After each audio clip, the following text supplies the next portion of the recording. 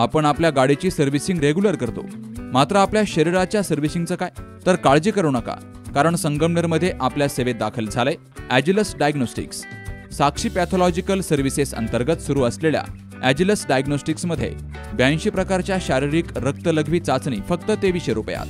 भारतातील विश्वसनीय नाव असलेल्या या डायग्नोस्टिक्समध्ये allergy test, thyroid test, cancer marker तसेच इतर ॲडव्हान्स टेस्टसाठी आजच संपर्क करा.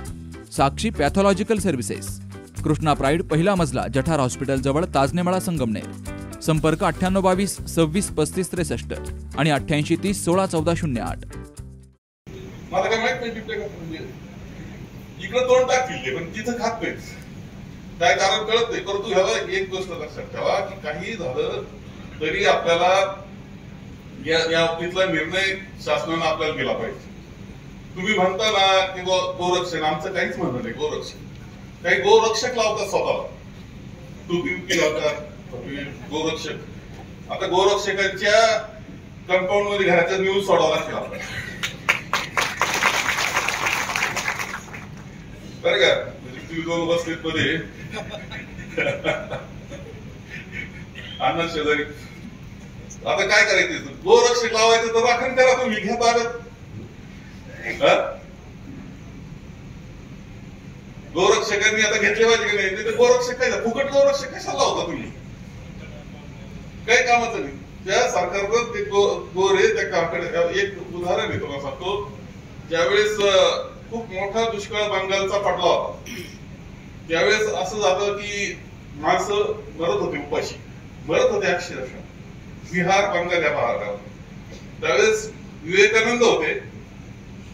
विवेकानंद यांच्याकडे काही साधू गेले आणि साधू म्हटले की स्वामीजी, तुमचा खूप मोठा दबदबा आहे, गायी मरतायत सध्या, तुम्ही काहीतरी पैसे आणि निधी उपलब्ध करून द्या, चारा उपलब्ध करून द्या.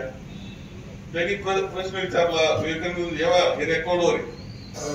विवेकानंद म्हटले त्या साधूंना की ठीक आहे, गायी मरताय, वाईटच घडतंय, माणसांचं काय रे? नाही, माणसं मारताय. मग पहिले माणसं जगू, म्हणजे गायी जगू, पहिलं माणसं जगू. माणसं जगवली तर गायी जगतील. शेवटी हे लक्षात ठेवलं पाहिजे आपण की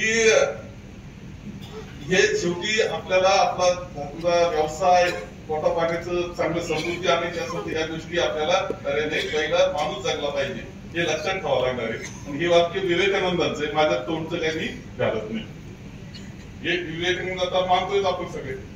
त्यामुळे ह्या सगळ्या ह्याच्यामध्ये आपल्याला जी वाटचाल करायची दूध धंद्याच्या त्याच्यामध्ये आणखी काही गोष्टी आपल्याला करावं लागतील असं मला वाटतं. आपण कृषी महाविद्यालय अत्यंत चांगल्या पद्धतीनं सुरू कर. मुद्दाम तुम्ही काही गोष्टी पाहायला जा. कृषी महाविद्यालय आपण घेतलेलं आहे. जवळपास 150 एकर जमीन सपाट आपण करतोय. इमारतीचं काम चाललंय. पाहिल्याशिवाय कळणार नाही बरं का तुम्हाला काय. आणि आपला विषय तिथं सुद्धा व्हेटरनरीच्या बाबतीत आपल्याला काय करतील. व्हेटरनरी कॉलेज जे आहे ना ते फारच अवघड गोष्ट आहे. त्याला ते कॉलेज, व्हेटरनरी कॉलेज जे असतं त्याची म्हणजे माणसाच्या एमबीबीएस कॉलेज इतकंच त्याचा खर्च सगळं उभं राहतं. ते तर अवघड गोष्ट आहे. परंतु याच्या बाबतीत आपण लक्ष घालतोय. रेशीम उद्योगामध्ये आपण लक्ष घालण्याचा प्रयत्न आपण करतोय.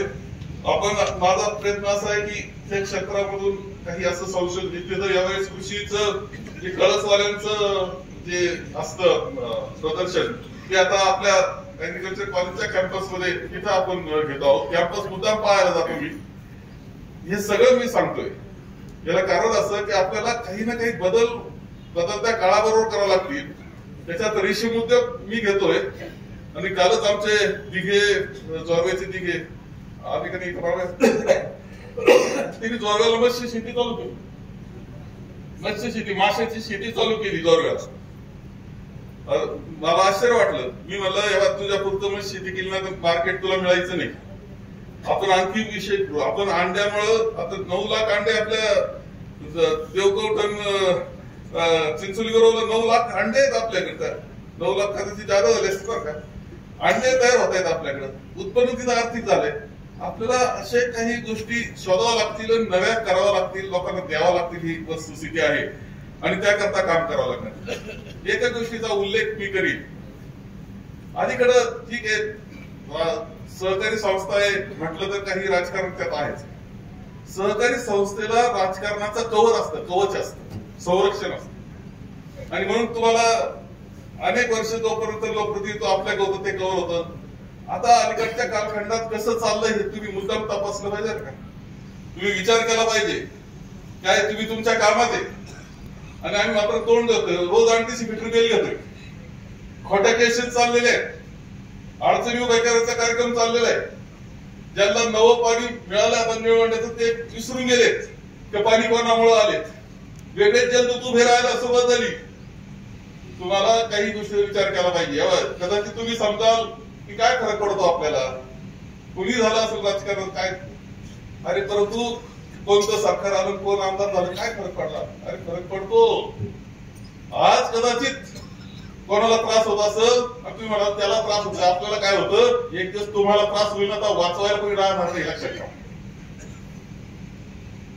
तुरुंगात जायची पाळी येऊ नये म्हणून खोट्या केसेस मध्ये अँटिसिपेटरी बेल किती घेतोय आपण, काय आकडा आहे त्याचा? रोज कोर्टामध्ये माणसं, रोज खोट्या केसेस आहे, रोज 353 आहे, 307 आहे. ज्यांचा संबंध आहे त्याला गुंतवायचा कार्यक्रम त्याच्यात चाललेला आहे. तुम्हाला जशी अर्थव्यवस्था आपल्याला चांगली करायची, व्यवसाय चांगला करायचा, शेती चांगली करायची, तशी समाज व्यवस्था सुद्धा जर चांगली ठेवायची असेल तर तुम्हाला जागृत राहावं लागेल. हे तुम्हाला सांगतो, जागृत राहावं लागेल. नाहीतर खरं नाही तुमचं, हे सांगतो खरं नाही. तुम्हाला सांगतो प्रत्येक गोष्टीला अडचण होऊ शकते, हे लक्षात ठेवली पाहिजे. आणि म्हणून मी जास्त काही सांगत नाही, परंतु आपल्या सगळ्यांना दूधसंघ जपण्याचं काम, सहकार जपण्याचं काम हे करावं लागणार आहे. सहकार जपलं, सहकार जगलं तर आपण जगू, असं अशी परिस्थिती. तर अर्थव्यवस्था जगेली, लक्षात ठेवा. बाजारपेठेने सुद्धा लक्षात ठेवलं पाहिजे संघर्षच्या. अरे सहकार आहे, ही सगळी धडपड आमची आहे. पुढे आम्ही ऊस पिकवतो, साखर कारखाना चालवतो, दूध तयार करतो, दूध संघ चालवतो, कुठेतरी शेती करतो, भाजीपाला पिकवतो, पुढे फळबागा पिकवतो, पुढे आंबे कोंबड्या करतो. म्हणून बाजारपेठ भरलेली विसरून जाऊ नका. शेवटी सगळ्यांचा पाया हा शेतकरी, दूध उत्पादक आपण आहोत, हे विसरू नका. अर्थव्यवस्था त्याला जपण्याचं काम तुम्हाला आम्हाला सगळ्यांना करावं लागेल. पूर्वी वाट काय जेव्हा बरं चालतं नफा, प्रत्येक वाटतं काय आपल्याला फरक पडतो. अरे फरक पडतो, पण उशिरा लक्षात येईल ना. त्यावेळेस तुम्हाला तुमची वेळ, संधी सुद्धा दुरुस्तीची राहणार नाही. लक्षात आपण काय केलंय काय नाही त्याचा विचार, जरा आत्मपरीक्षण आपण केलं पाहिजे. हे सुद्धा स्पष्टपणे मी सांगतो, स्पष्टपणे सांगतो. आता चेअरमननी शब्द दिलाय ते दिवाळी गोड करी, चांगली गोड करा, आमचं काही म्हणणं नाही. मागच्या रुपये तेव्हा काय एक लक्षात घेतलं तुम्ही सगळे, वर्षभर तुम्हाला चांगला बाजार द्यायचा, तुमच्या निर्णय योजना तुमच्या करता राबवायचं, त्याच्या करता खर्च करायचा आणि तो रिमिट चांगलं द्यायचं. तुम्ही दूध सोसायटी चालवता त्यावेळेस तुम्ही जर दूध उत्पादकाला पूर्णपणे भाव दिला, सगळ्या योजना तुम्ही राबवल्या, अनामत कापली नाही आणि त्या रिमिटवर म्हणजे असं आहे ना. परंतु तरी दूध संघ आपण इतक्या चांगल्या रीतीने चालवलंय. दिवाळी तुमची गोड केली जाईल याची ग्वाही या निमित्तानं मी देतो. कुटे हॉस्पिटल आणि लेप्रोस्कोपी सेंटर, हाडांच्या फ्रॅक्चरच्या सर्व प्रकारच्या शस्त्रक्रिया, दुर्बिणीद्वारे सांध्याच्या शस्त्रक्रिया, दुर्बिणीद्वारे गुडघ्याच्या दोरीच्या शस्त्रक्रिया, modular operation theatre, ICU, ventilator, pathology lab, X-ray, 24 तास औषधालय, generator backup, deluxe, semi deluxe, special, semi special rooms, cashless mediclaim, सर्व प्रकारच्या शासकीय विमा योजना, रुग्णांची आपुलकीने काळजी घेणारं सुसज्ज, स्वच्छ, प्रसन्न रुग्णालय, Kute hospital and laparoscopy centre, Tajne मळा, नवीन नगर रोड, संगमनेर, जिल्हा अहमदनगर.